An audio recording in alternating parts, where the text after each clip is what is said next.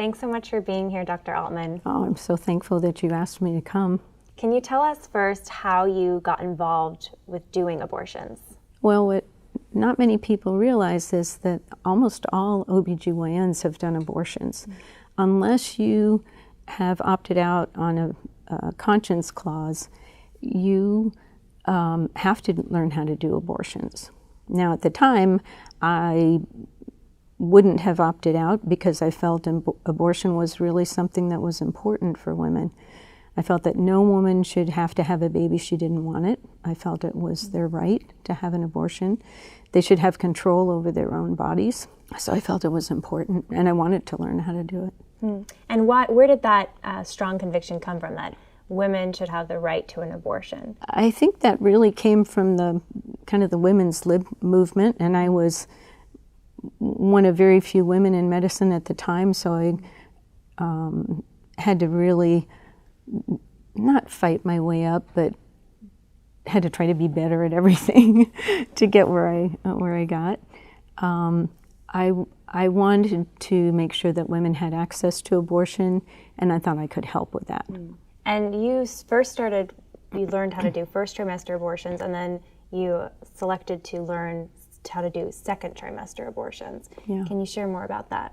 We had an attending that I highly admired. As a matter of fact, this man had done my abortion several years earlier.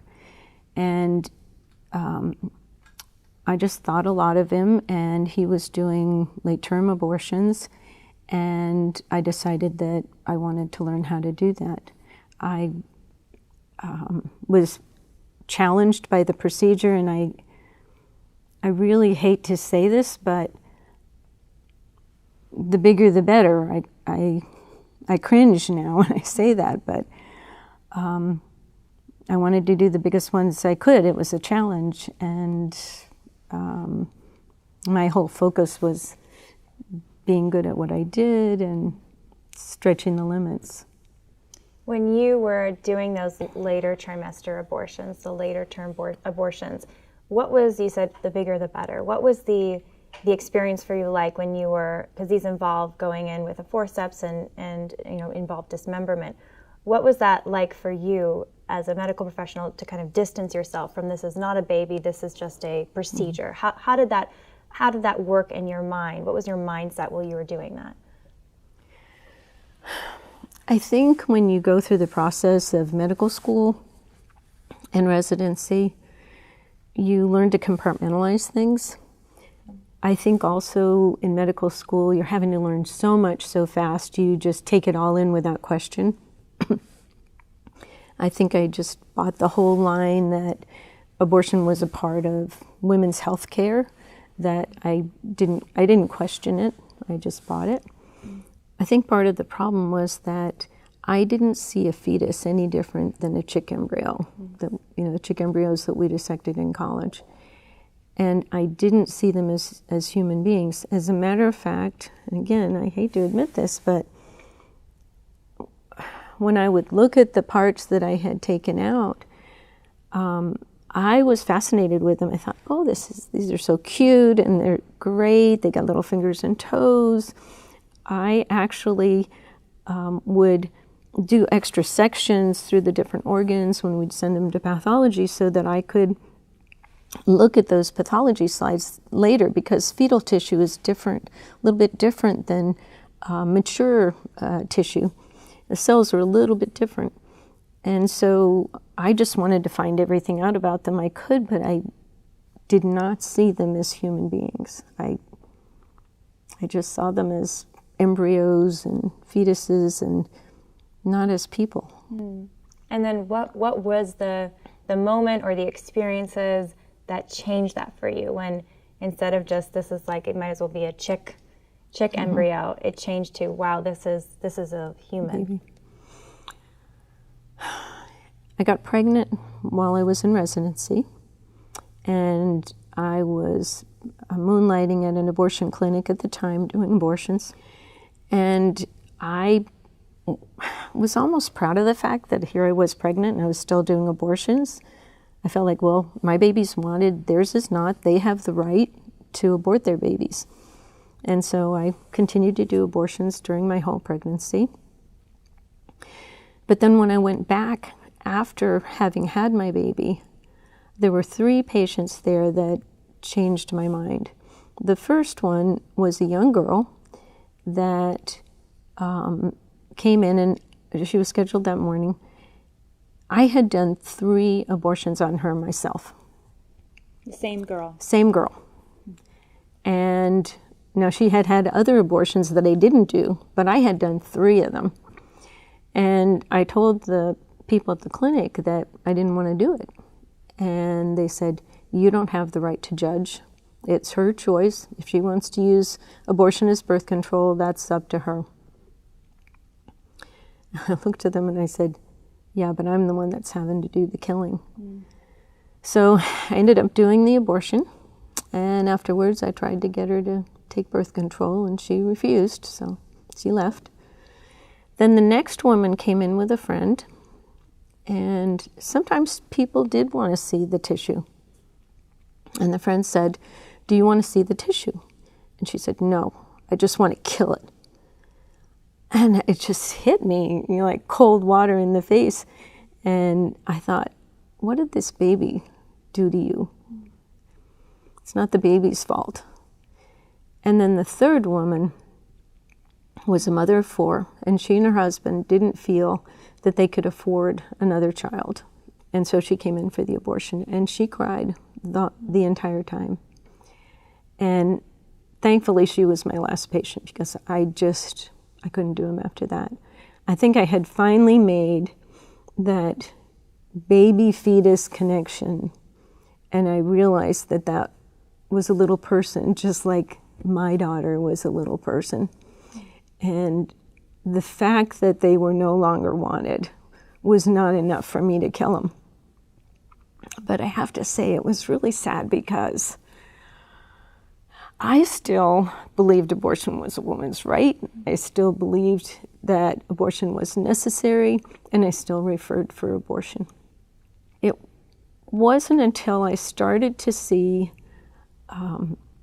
young girls in my practice who had babies and did really well. And I had always thought that an unplanned pregnancy for a young girl was the worst thing that could happen to her. And that's sort of the normal thinking. That's the narrative. That's the narrative. Yeah. And to see these girls do so well. And then I had other patients who were seeing psychiatrists or were struggling with the physical complications of abortion. And it just wasn't what I expected. It didn't jive with the rhetoric I had, the rhetoric that I had embraced. You were seeing in the clinic while you were doing these abortions, and you just saw this callousness in some of these experiences you had. And then you went from that to still thinking, well, I'm not going to do abortions myself. You made the baby-fetus connection, as you say, but then you still were referring for abortion. So what were the other experiences, or what happened next that moved you from, I can't do an abortion, but I'm still okay with them, to now I'm a pro-life advocate and none of it is okay? I have to add one more little step in there, and that was that in the process of all of this, my marriage was falling apart, and I ended up going back to church. I became a Christian, but that didn't change my beliefs. I still felt it was a woman's right. It was something that was important to have.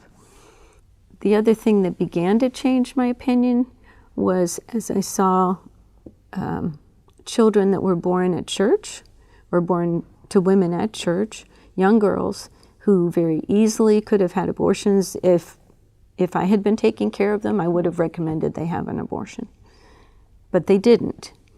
And as I watched those little children grow up into these wonderful people, I began to again see, okay, these are real people that we are killing, who never get a chance to be alive, and we never get to see who they're going to become.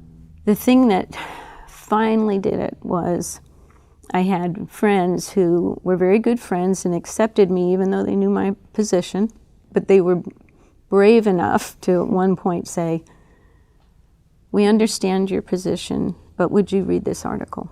And it was an article on the Holocaust and comparing the Holocaust to abortion. My dad was with the first group that opened, with the group that opened the first concentration camp during World War II. And so I grew up with all those stories and those horrific pictures. And then when I became a doctor, I couldn't understand how the German doctors could do the things that they did. So your dad was part of that generation? My dad was, he fought in World War II, and was there when they liberated the first camp. And you were hearing those stories? And I heard those stories my whole life growing up. When I read that comparison between the Holocaust and abortion, I finally understood how they could do the horrible things that they did. Because just as I didn't see the fetus as a person, they didn't see the Jews and the Gypsies and the others as people. And if you don't consider someone human, you can do anything you want. That's when I realized that I was a mass murderer, that I had killed all of these people. And that's when I completely changed my opinion on abortion. And then it took a lot of prayer and a lot of healing to get over all of that. Tell me more about that. You have this the pain of conviction. You see, I mean, you say it yourself, it's considering yourself a mass murderer and looking at what happened during the Holocaust and saying, it's happening today, it's happening, it is happening here with abortion. So what did you do? 6 million versus 60 million. 6 million versus 60 million children, 6 million killed in the Holocaust. I mean, the numbers are horrific. So what did you do? What was your journey like once you had that realization? You saw this is our Holocaust. This is the Holocaust and your part in it. What was that journey like to even process that? It really took reading a lot of books and some counseling, and then I actually went to the Christian Healing Center there in Jacksonville, and one of the women in our church was there and was a counselor there and prayed with me, and it really took God asking me. He said, "Are you more powerful than I am? That I can forgive you and you cannot forgive yourself." And I never understood what crying your eyes out meant until that point, because I literally cried my eyes out and couldn't stop. But after that, that was probably the biggest bit of healing. So you felt forgiven. Yes. How gracious a God we have, that He can forgive even that. There are hundreds of doctors or others out there right now in America and worldwide. There are more than that, but in the United States, who are committing abortions. That's part of their daily work.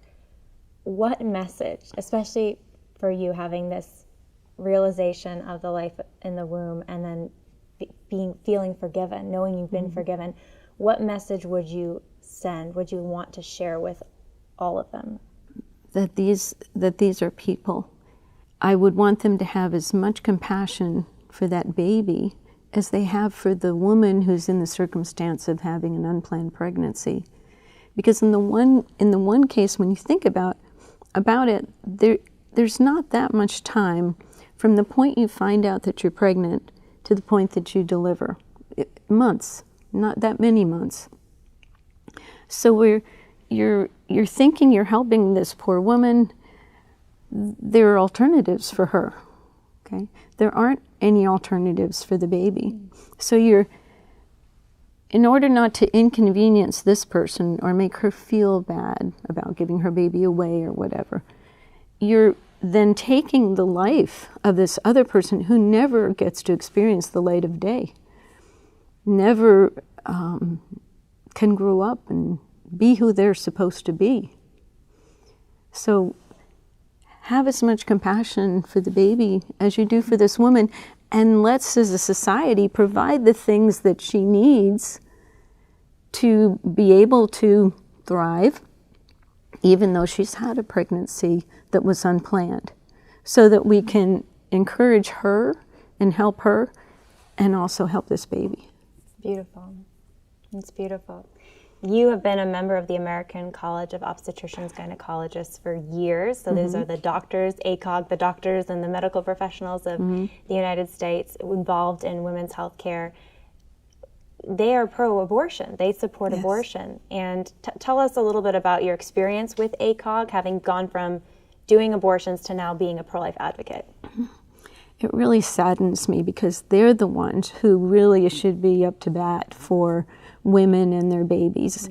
And most obstetricians care about both patients, the mother and the baby. As a matter of fact, and I didn't tell you this earlier, but not many people can continue to do abortions.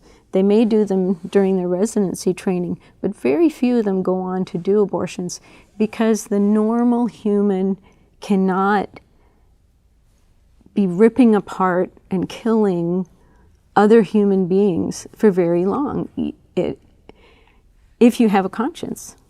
And that's why there aren't that many abortionists, is because people just can't continue to do it. Something happens along the way where they see the light and they realize what they're doing.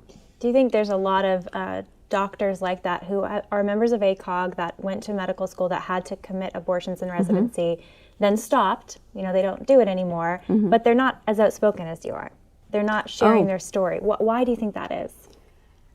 One, because they don't want their pregnant patients to know that they did abortions, because here they're trying to take care of their babies and do all of that, and most women don't like the idea of someone taking care of their baby if they did abortions. So I think that's a biggie, and it's very embarrassing to say that you've done it. I mean, most people want to hide that fact. They don't want to put it out there. That's why I think your story of forgiveness, that you went to God and received that forgiveness from Him, is so important, because doctors who may have had that in their past, they're thinking, well, it's a shameful part of their past that they need that forgiveness and healing from. Imagine if all those doctors came forward and say, yes, I did abortions during my training, and I regret it. It was a terrible thing to have done. Think what would happen if all the women who've had abortions came forward and said what it really did to them, the devastation that it wreaked in their lives, which doesn't show up on polls and things like that because women don't want to talk about it. And oftentimes it doesn't hit them until they've either had a child later or they haven't been able to have a child because of the abortion. Dr. Aultman, you've also testified multiple times, including before the U.S. Senate, the House of Representatives, and you've shared as a former abortionist what actually happens during a dismemberment abortion. So you're talking about the baby, and you're describing it in detail. But you're sitting in front of sometimes groups of legislators who are still in support of abortion through all 9 months. Yes. It's one thing we talked about doctors, but for legislators, why do you think that is? How do we change them? I think they were the same as I was. They're believing a lie. It's a delusion that is so powerful that it's very difficult to get past. They truly believe they're doing the right thing. I think some of them feel that if they become anti-abortion, they'll lose the female vote. I think that's probably a big one. But also, I think many of them really believe they're doing the right thing. It's a woman's choice. We've convinced them that it should be a woman's choice. And so they see it as a choice issue, not a life and death issue.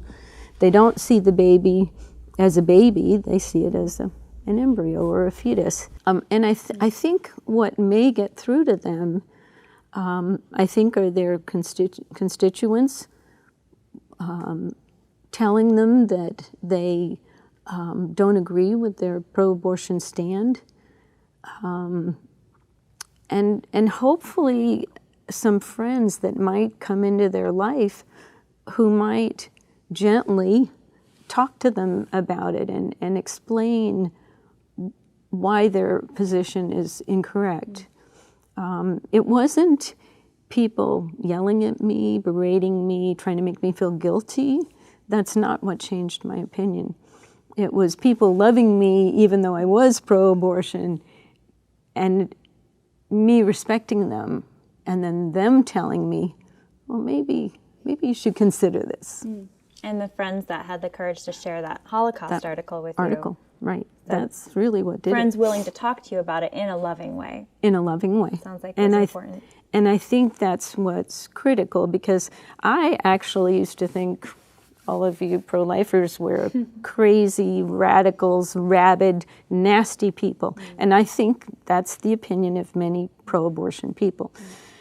They got to get to know us. Yes. And as I have gotten to know people in the pro-life movement, I have found them to be the most loving, caring people that I've ever met. Thank you so much for sharing with us and talking with us. We're really grateful for your amazing courage and testimony. Thank you. I'm just glad that God is using me to do something good now. He absolutely is. Thank you. Yeah.